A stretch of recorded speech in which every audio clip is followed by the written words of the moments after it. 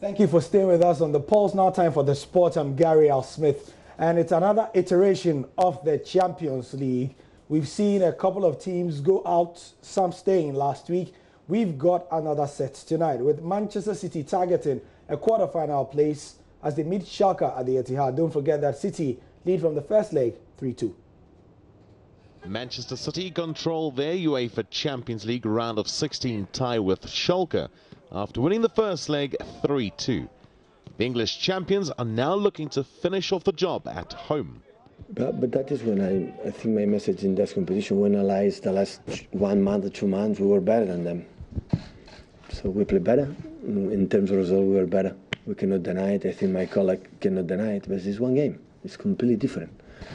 In one situation, and scoring imagine scoring 1 goal in the 5 minutes and red card.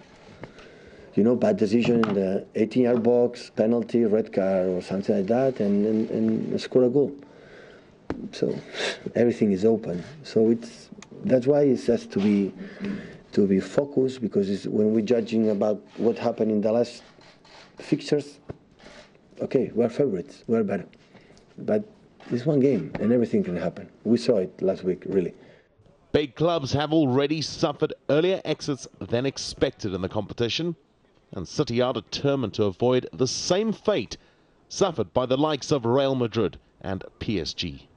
It just shows us that we shouldn't feel too comfortable, especially after the result we had at Schalke. I mean, it's a huge result because in the knockout stages of the Champions League to get such a result away, to win, makes you feel, of course, happy and puts yourself in a comfortable situation. But there's still a game to play, and Schalke just has to score 2 goals here. So we shouldn't feel too comfortable. We should go, as we always do, for our game and obviously for the win. And then I'm sure we're gonna go through this round. That's one of it. Real Kwampofu is in the studio with me. Thank you for your time. Thank you too, finally poised. Yeah, I think it will be an interesting fixture.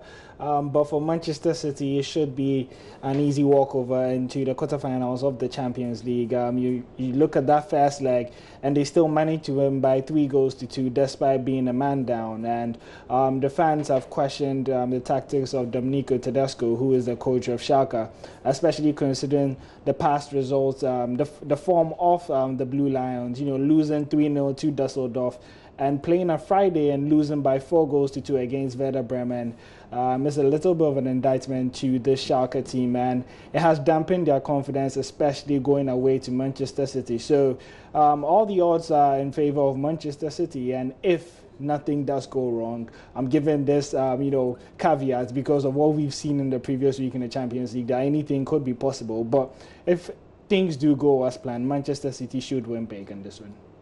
And indeed, impossible is nothing. We saw that proven by Ajax. We saw that proven by Manchester United. Can Juventus also have a comeback? That's been their hashtag for the past 2 weeks, as they are eager to overturn a 2-0 deficit as they meet Atleti in Turin. Lots of people say that Atleti, who have one of the best defenses in Europe, could simply not bungle this. Definitely, and I think it's going to be tough for Juventus, but they do have some confidence in terms of their form. They've scored at least 3 goals in their last 4 competitive matches, and defensively, they've kept 6 clean sheets in their last 10 games. So it gives them hope in terms of achieving a shutout. But on the other hand, you look at their opponents, Atletico, and they have won. They've won 2-0 in their last 5 games. I mean, that they've not conceded in their last 5 matches. And but that result against Dortmund in match day 2, when they lost by 4-0. Since October 2014, they've not lost by more than 2 goals in the Champions League. So it is very, very difficult to just put 1 goal away against Atletico.